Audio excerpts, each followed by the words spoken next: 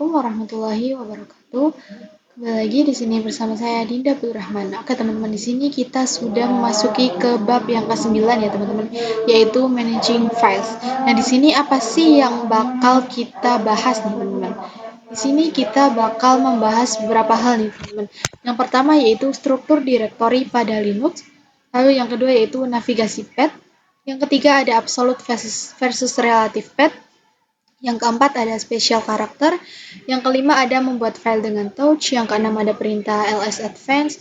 Yang ketujuh ada membuat directory dengan mkdir. Lalu yang ke-8 ada perintah cp. Yang ke-9 ada perintah mv. Dan yang terakhir ada perintah rm ya teman-teman.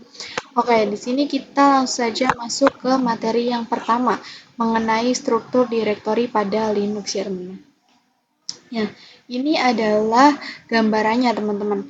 Yang pertama di sini kalian bisa lihat di paling atas ini ada tanda garis miring ya teman-teman. Dan itu adalah lambang dari root. Root sendiri adalah user yang memiliki hak akses paling atas nih. Jadi root ini itu semacam ketuanya gitu. Jadi root itu bisa melakukan apa saja terhadap direktori-direktori ini. Direktori yang ada di bawahnya. Dan buat basicnya aja nih, kalian nggak perlu pusing-pusing dulu tentang semuanya. Karena kita cukup mempelajari yang home dan USR saja ya teman-teman. Oke, kita langsung mulai saja dari yang USR. Jadi USR ini adalah direktori yang digunakan untuk menyimpan file-file instalasi nih. Jadi misal kalau kita menginstal suatu aplikasi dan nanti file installannya itu bakal tersimpan di direktori USR ini, teman-teman. Kalau disamakan di Windows itu sama dengan program file ya, teman-teman. Sama dengan program file, di sini saya akan mencontohkan. Nah, biasanya itu tersimpan di local disk ya, teman-teman. Program files. Di sini terdapat aplikasi-aplikasi yang sudah kita install. Kemudian kita lanjut mengenai yang kedua ya, teman-teman, yaitu home. Nah, home sendiri adalah tempat user berada nih. Jadi, kalau kita buka direktori home pada Linux kita, akan muncul user yang ada di Linux kita ya teman-teman. Misal pada saat instalasi Debian sebelumnya, saya hanya mempunyai satu username ya teman-teman, yaitu Dinda. Jadi kalau saya buka home ini, itu akan muncul username saya ya teman-teman, yaitu Dinda. Dan semisal kalau kita buat username lagi nih, maka si user itu akan muncul di direktori home ini. Kemudian saya juga akan membahas mengenai direktori etc. Karena nggak ada di sini, jadi langsung kita bahas. Jadi etc itu direktori yang digunakan untuk menyimpan konfigurasi pada server nih. Misal kalau kita pengen konfigurasinya, kalau kita itu pengen membangun suatu web server dan nanti konfigurasinya itu bakal tersimpan di direktori etc. Oke, sini kita bisa saja buka VirtualBox ya teman-teman. Di sini kemudian kita bisa pergi ke aktivitas ya teman-teman, atau kalau nggak ada tulisan aktivitasnya bisa tekan yang ini. Kita bisa cari files.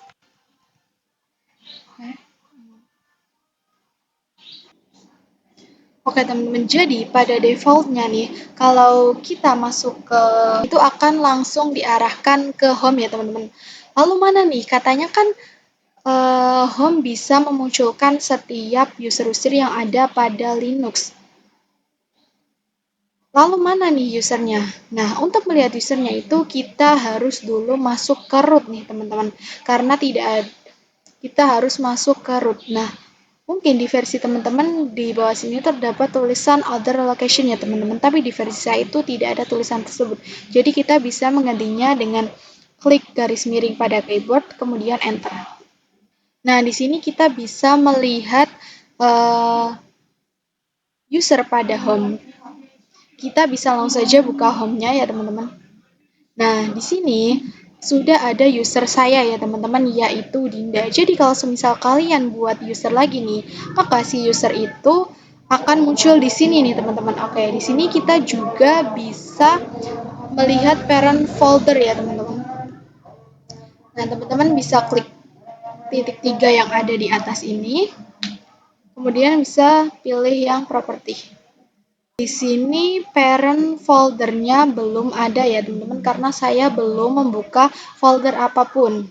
Nah, misal di sini saya akan buka home lagi ya teman-teman. Di sini saya buka home lagi ya teman-teman. Kemudian kita cek parent foldernya. Nah, maka parent foldernya itu adalah root ya teman-teman, atau garis miring ini. Dan folder itu hanya menampilkan folder-folder yang ada di atasnya. Jadi kan si home ini itu ada di bawahnya root ya teman-teman. Jadi root itu ada di atasnya home. Oke teman-teman, kita lanjut ke materi yang selanjutnya ya, yaitu Oke teman-teman, pertama di sini terdapat perintah CD ya teman-teman. CD adalah perintah yang digunakan untuk masuk ke suatu directory. Kemudian di sini ada PWD ya teman-teman. PWD itu fungsinya untuk melihat di mana kita sekarang. Misal kita sedang menjalankan suatu Debian nih, dan kemudian kita tinggal Debian tersebut untuk suatu keperluan, dan kita nyalakan lagi Debiannya itu. Dan saat kita nyalakan itu, kita lupa nih kalau kita itu tadi berada di mana. Lalu untuk melihatnya, kita itu bisa menggunakan perintah pwd ini ya teman-teman, perintah pwd ini.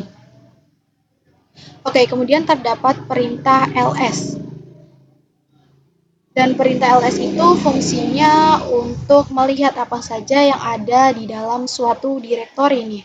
Misal kalau di home kita pengen melihat ada file apa saja sih yang ada di home, dan kita bisa menggunakan perintah ls. Oke, sini kita bisa langsung saja buka VirtualBox-nya. Kalian bisa ke Debian desktop-nya, lalu di sini saya sudah masuk dan login ya teman-teman. Di sini saya juga sudah membuka file dan terminal untuk membandingkan. Oke teman-teman, kalau kita membuka file itu, pada defaultnya itu kita akan langsung masuk ke home ya teman-teman, langsung diarahkan ke home.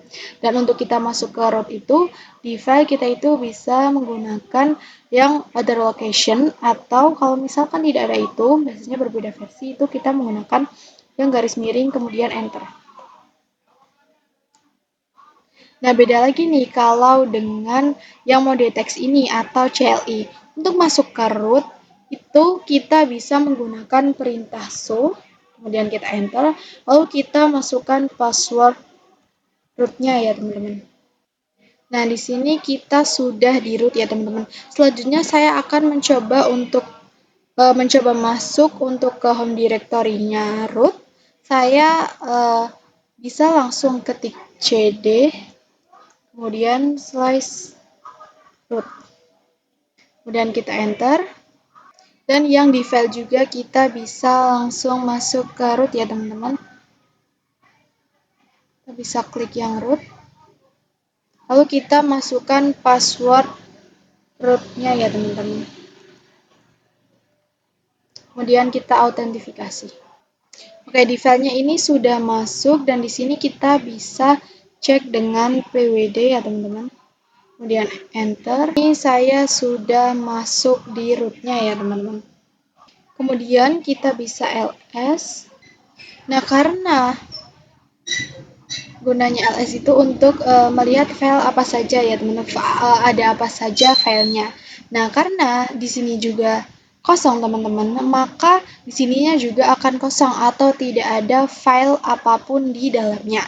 Nah, selanjutnya saya akan mencoba masuk ke home ya teman-teman. Kita bisa menggunakan perintah cd slice home.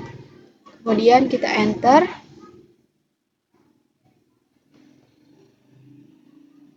Kemudian kita bisa pwd. Kita enter. Kita sudah berada di home ya teman-teman. Nah, maka di sini itu terdapat user saya ya teman-teman, yaitu Dinda. Ini kita sudah berada di home ya teman-teman. Lalu kemudian kita bisa ls. Nah, di file juga kita bisa masuk ke home ya teman-teman. Kita bisa masuk ke home. Kita sudah masuk ke home, dan di terminalnya juga. Di home ini akan terdapat user saya ya teman-teman. Di sini akan terdapat user saya yaitu Dinda, dan di terminal juga sama terdapat Dinda atau yang di file ada folder ini ya teman-teman. Selanjutnya saya akan masuk ke rootnya. Kalau sebelumnya itu kan saya ke home directory-nya root ya teman-teman. Nah sekarang saya akan mencoba untuk masuk ke rootnya. Jadi filenya itu di rootnya itu kan terdapat banyak file ya teman-teman. Kita akan coba di yang terminalnya. Untuk masuk ke rootnya itu kita bisa menggunakan perintah cd kemudian slice lalu enter. Kita bisa ls ya teman-teman, enter. Nah maka di sini muncul berbagai macam-macam file-file ya teman-teman atau folder-folder. Jadi sama saja dengan yang di sini ya teman-teman. Kita coba sama dengan yang di sini ya teman-teman. Di sini terdapat bin, bot, etc, home dan lain sebagainya ya teman-teman.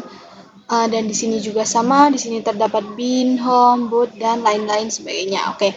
Jika kita pengen masuk ke bin misalnya nih ya teman-teman, kita bisa menggunakan perintah cd slice bin. Kemudian enter. Sini kita bisa pwd untuk melihat lokasi. Nah, kita sudah berada di bin ya, teman-teman.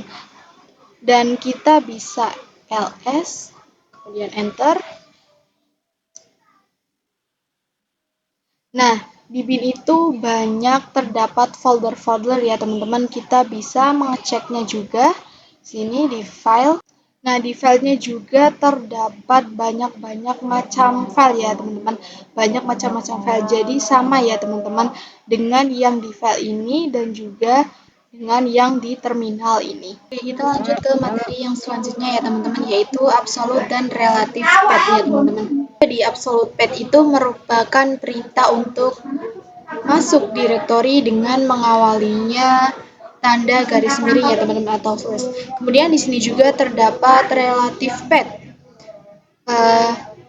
Relative path yaitu merupakan perintah yang kita gunakan untuk masuk ke direktori tanpa diawali tanda slash seperti ini ya teman-teman atau garis miring. Jadi kita ingat-ingat dulu nih teman-teman, kalau yang absolute itu diawali dengan tanda garis miring atau slash ini, sedangkan kalau yang relatif itu tidak diawali tanda slash ya teman-teman. Untuk pembahasan lebih lanjutnya kita bahas di sini ya teman-teman. Oke, semisal contoh nih saya itu berada di direktori home ini ya teman-teman. Kemudian saya pengen masuk nih ke direktori bin.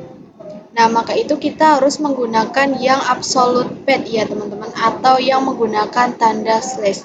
Nah, kenapa tuh? Karena si directory bin ini tuh terhalang oleh USR ini ya teman-teman. Jadi nantinya kalau kita dari home pengen ke bin, pengen masuk ke directory bin ini, kita bisa menggunakan perintah cd spasi slash bin ya teman-teman.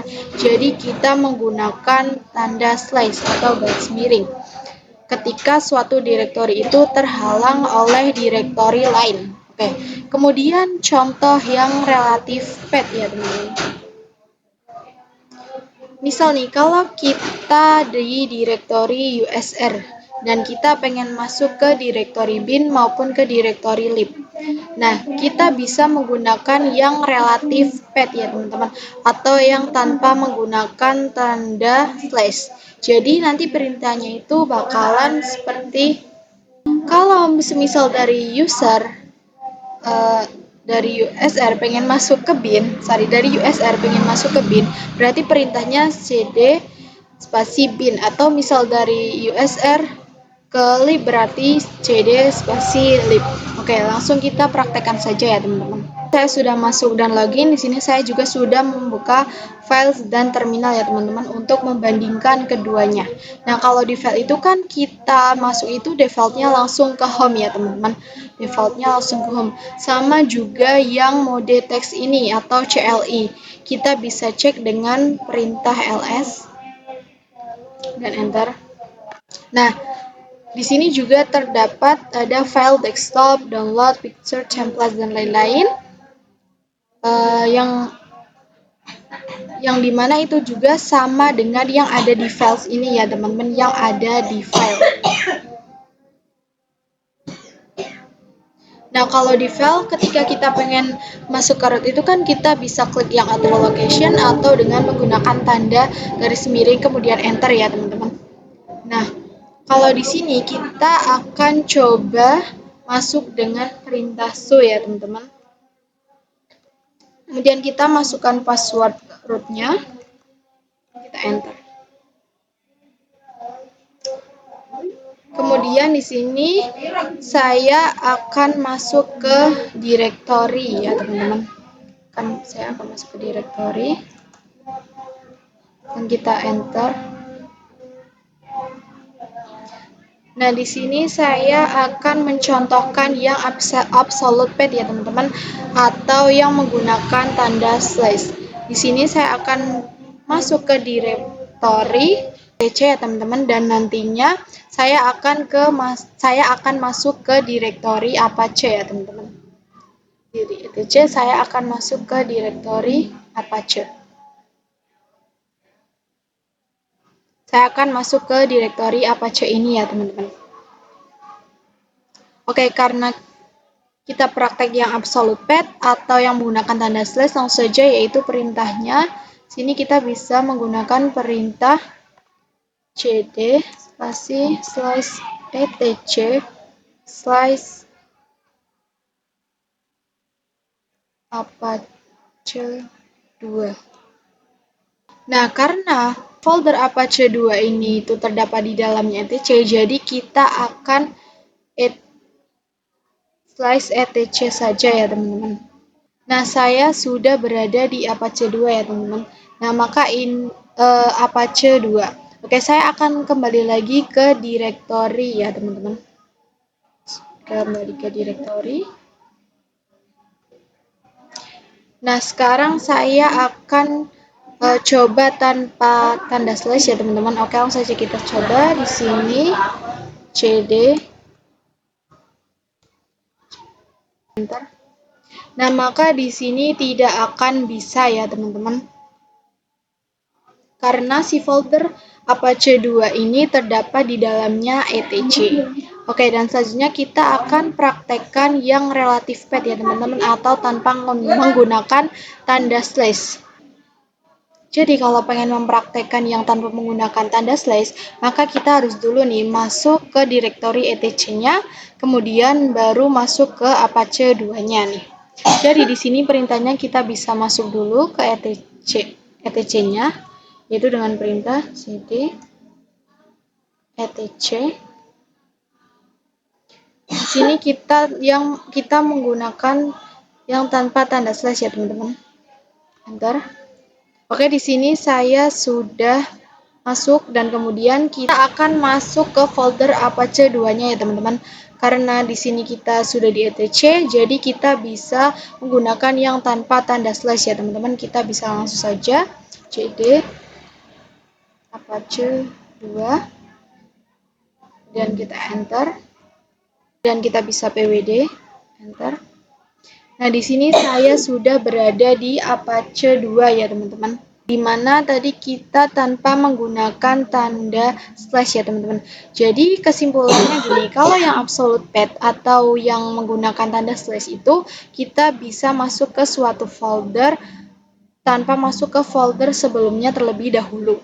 Kayak kita masuk ke Apache 2, kan kita nggak perlu masuk ke etc dulu nih jika menggunakan yang tanda slash. Sedangkan kalau yang relative path atau tanpa menggunakan tanda slash itu, kita harus masuk dulu nih ke folder ke folder, ke direktori etc-nya. Nah, baru kita bisa masuk ke Apache 2-nya tanpa menggunakan tanda slash.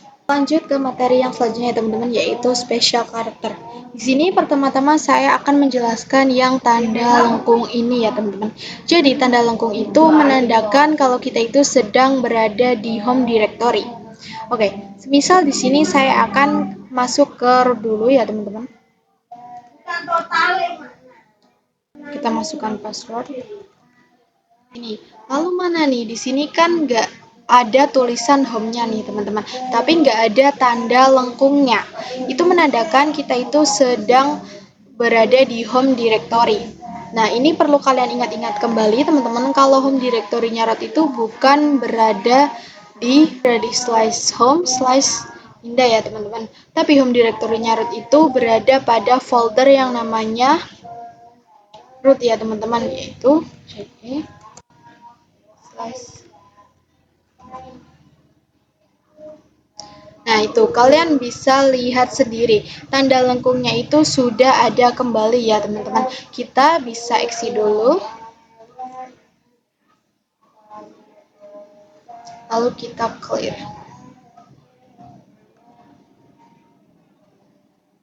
Oke, selanjutnya saya akan menjelaskan mengenai tanda seperti dolar ini ya, teman-teman.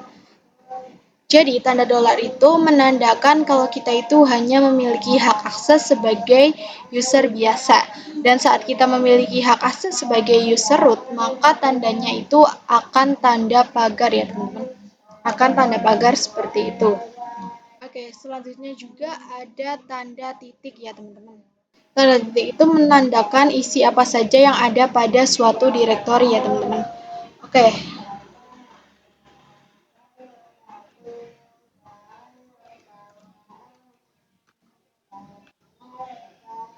So, di sini saya akan ls.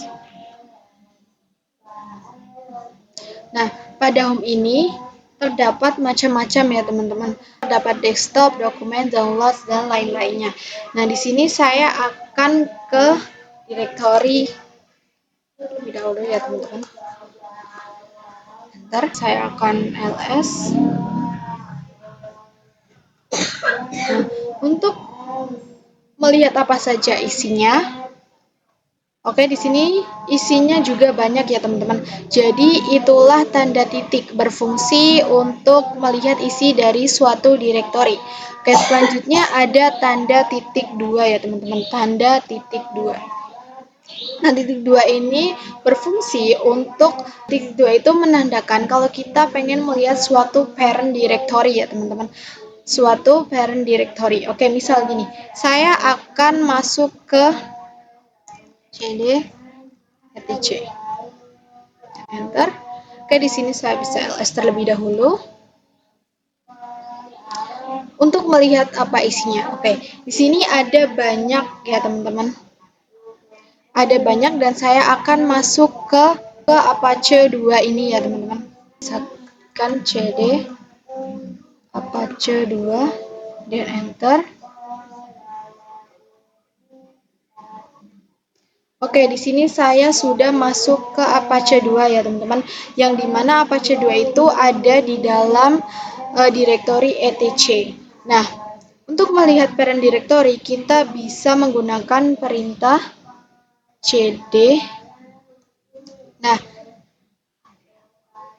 cd titik 2, cd titik 2 dan enter. Nah, maka kita sudah kembali ke parent directory ya teman-teman.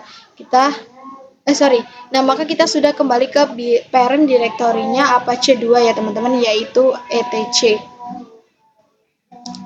Oke, jadi titik 2 ini untuk kita melihat parent directory,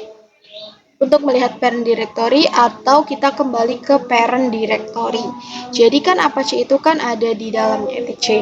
Jadi otomatis etc parent directory. Jadi otomatis etc merupakan parent directory-nya dari Apache 2. Lanjut ke materi selanjutnya ya teman-teman, yaitu cara membuat file dengan perintah touch. Oke, di sini saya sudah buka file dan terminal ya teman-teman. Kita bisa ls saja. Enter. Oke, sama dengan yang di sini ya teman-teman. Oke, selanjutnya kita langsung saja akan membuat file dengan perintah touch ya teman-teman. File dengan perintah touch.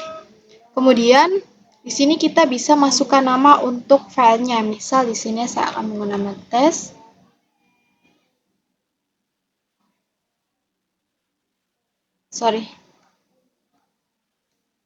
Text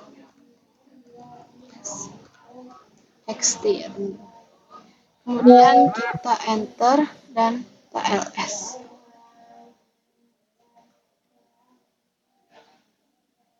Nah, maka file yang tadi kita buat itu muncul di sini ya teman-teman, muncul di sini juga. Begitu juga dengan yang di file ini di sini juga sudah muncul.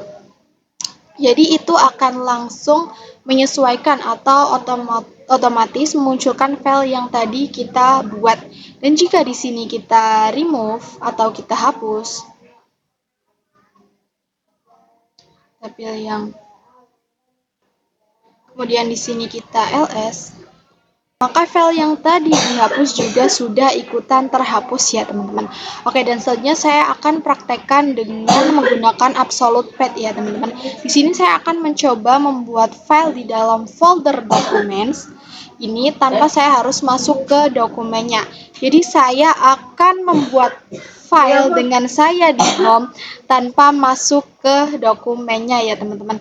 Jadi caranya itu yaitu dengan memasukkan perintah touch kemudian dokumen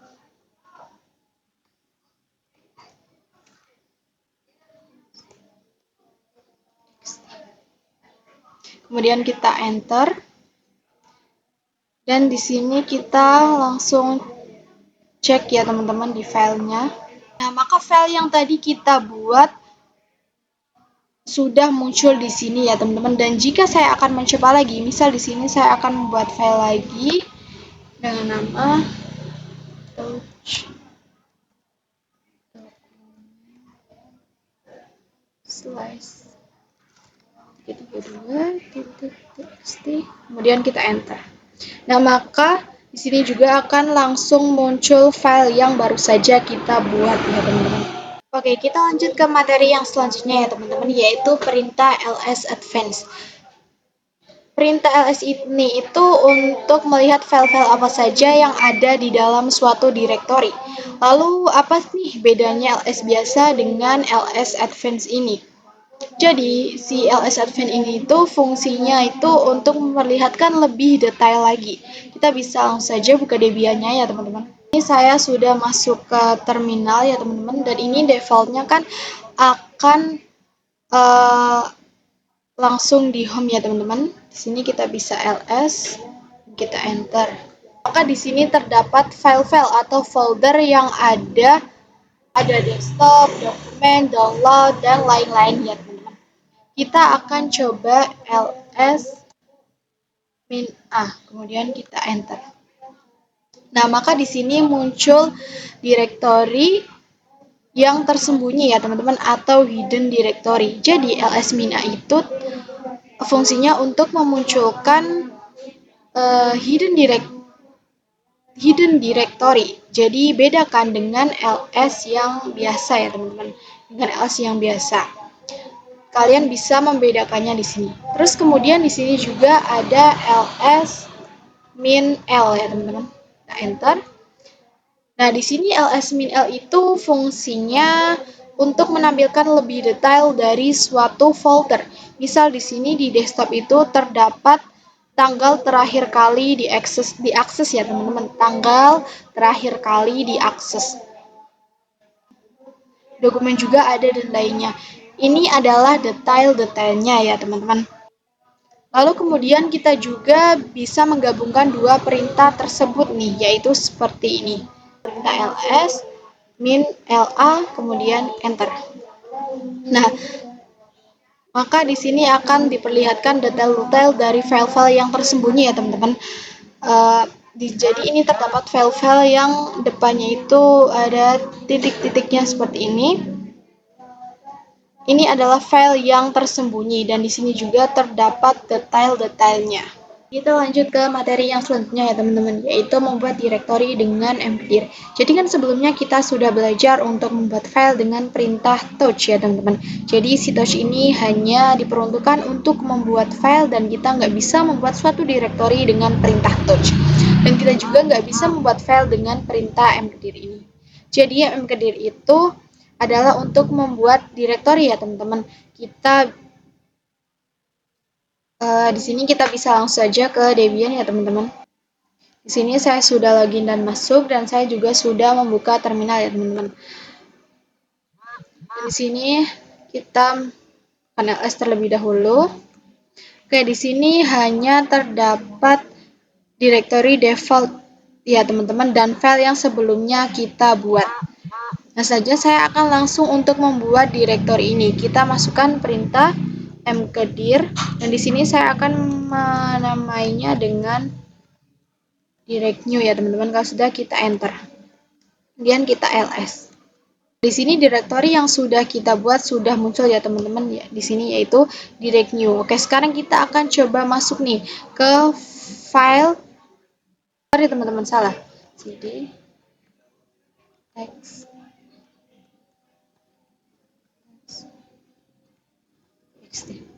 kemudian kita enter. Nah, ini merupakan file yang kita buat sebelumnya ya teman-teman. Nah, bisa dipastikan kita itu tidak bisa ya teman-teman, tidak akan bisa. Oke, kalian di sini bisa lihat sendiri ya teman-teman. Sedangkan jika kita masuk ke cd direct new slash enter direktori yang sudah kita buat ya. Nah, di sini jika sudah masuk ke direktori yang baru saja kita buat, sini saya akan kembali lagi ya teman-teman. Bentar. Kembali lagi ke parent foldernya. Oke, saya sudah di home. Di sini kita clear saja ya teman-teman agar tidak bingung.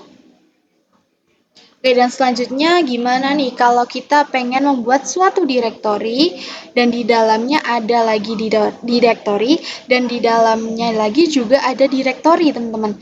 Tadi kan kita hanya buat satu direktori saja nih. Dan gimana kalau kita pengen membuat suatu direktori yang dimana di dalamnya terdapat direktori. Oke, jadi semisal di sini ada direktori 1 dan di dalam direct 1 ini terdapat direktori 2 dan di dalam direktori 2 ini terdapat direktori 3. Nah, itu gimana sih cara buatnya? Kayak di sini pertama kita bisa membuat direktori satunya terlebih dahulu ya teman-teman. Kita bisa menggunakan perintah mkdir kemudian dir1 lalu kita enter. Oke, di sini kita bisa gunakan arah panah kita yang ada di keyboard. Kemudian kita akan membuat dir2 ya teman-teman.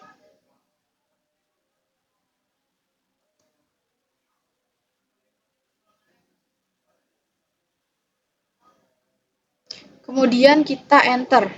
Kemudian kita akan membuat dir3 lagi yang dimana bertempat di dalam dir2 ya teman-teman.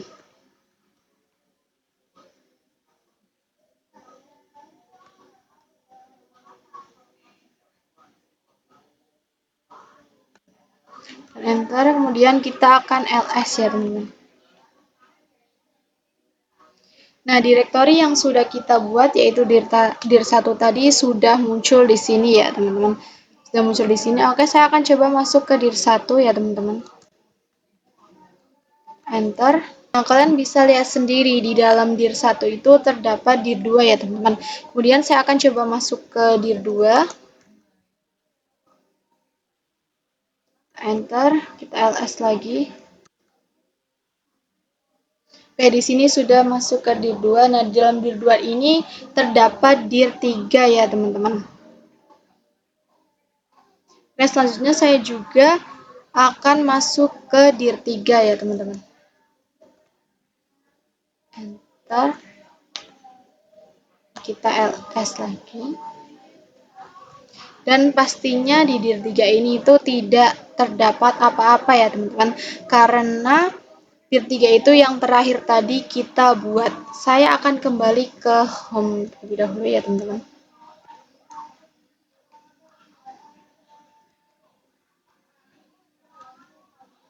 Oke, di sini saya sudah berada di home, kita akan clear. Selanjutnya kita akan melihat nih perbedaan dari file biasa dan file directory. Kita bisa gunakan perintah ls-l dan kita enter.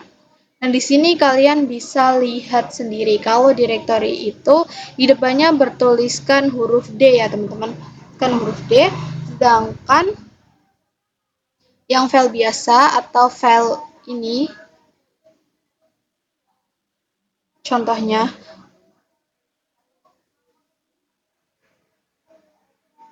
file ini, maka di depannya itu tidak ada huruf D-nya ya teman-teman. Jadi itu adalah pembeda antara file biasa dan file directory. Selanjutnya yaitu perintah cp. Jadi cp itu adalah copy. Cp itu perintah kita untuk mengcopy suatu file ataupun directory.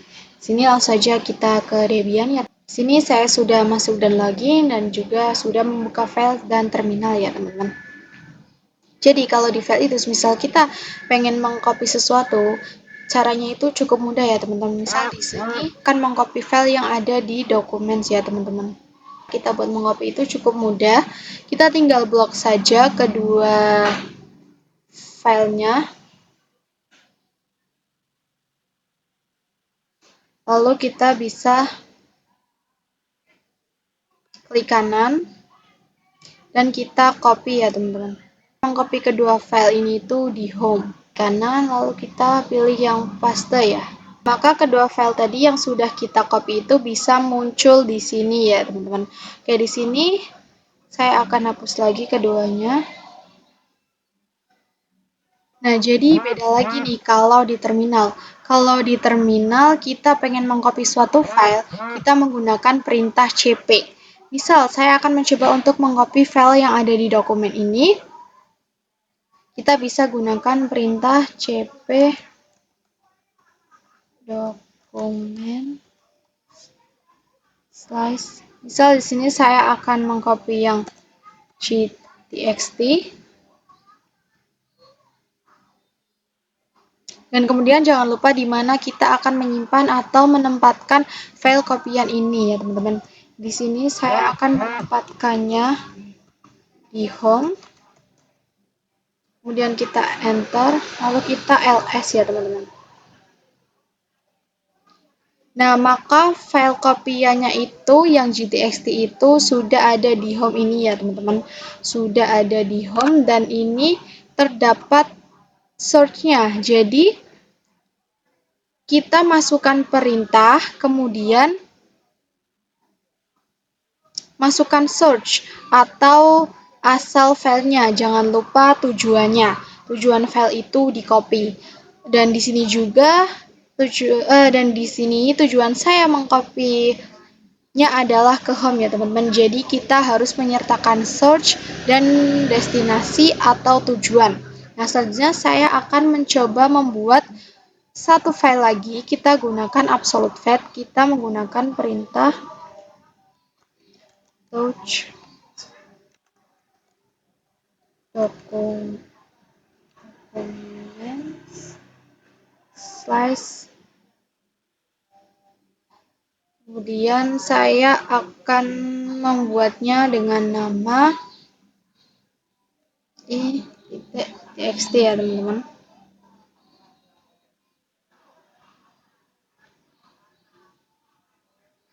Dan kita enter, lalu kita ls.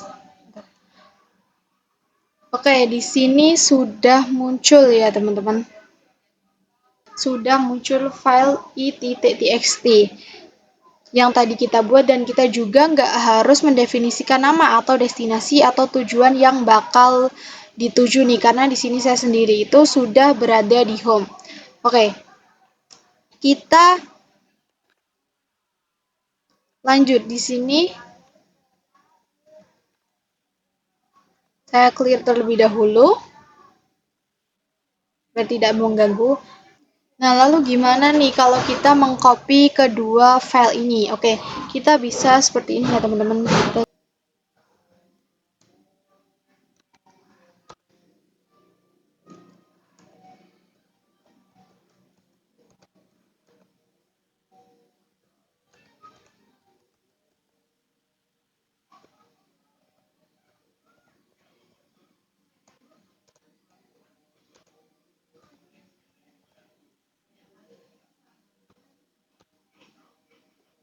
Kemudian di sini kita bisa ls desktop ya teman-teman.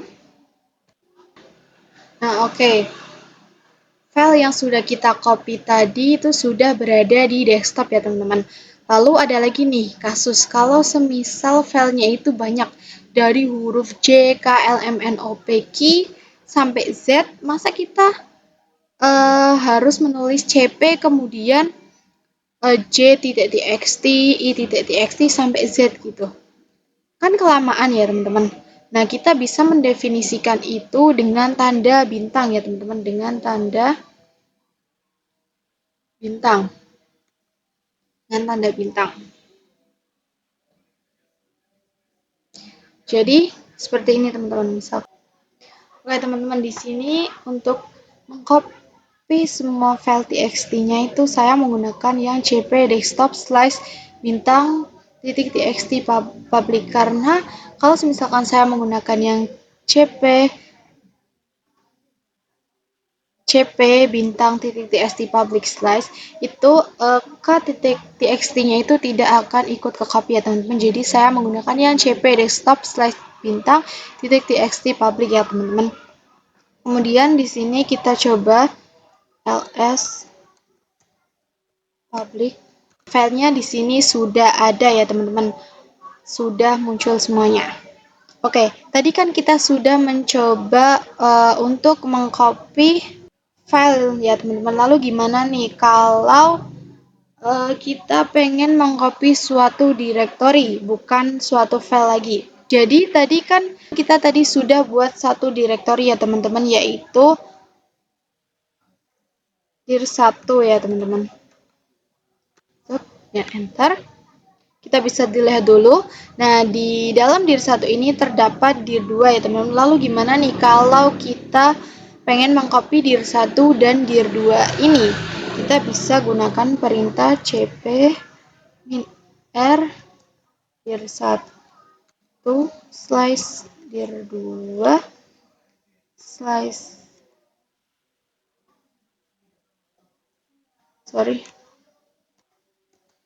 slash home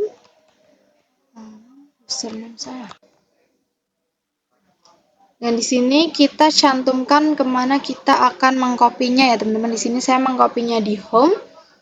Dan kita bisa enter. Di sini kita bisa ls. Maka dir1 dan dir2 ini sudah ada di home ya teman-teman. Kita lanjut ke materi yang selanjutnya, yaitu perintah mv. Oke, jadi apa sih perintah mv itu? mv adalah perintah yang digunakan untuk merename file atau dir ya teman-teman. Jadi dengan perintah mv ini kita bisa merename atau merubah nama dari suatu directory atau file tersebut. Nah, selain untuk merubah nama, perintah mv juga bisa digunakan untuk memindahkan file. Oke, langsung saja kita ke prakteknya. Kelebihannya dan juga sudah login. Sini saya sudah buka terminal dan files juga. Oke. Di sini kita bisa ls. Enter.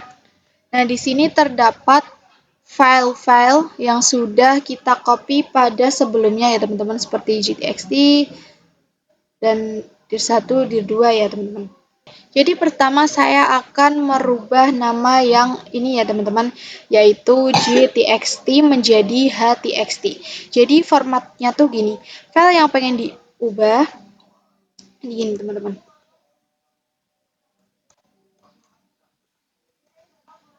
File yang pengen diubah dan selanjutnya di sini adalah nama yang akan membuat file ini dirubah. Jadi intinya ini file asal dan ini nama yang baru ya teman-teman. Langsung saja kita gunakan perintah mv g.txt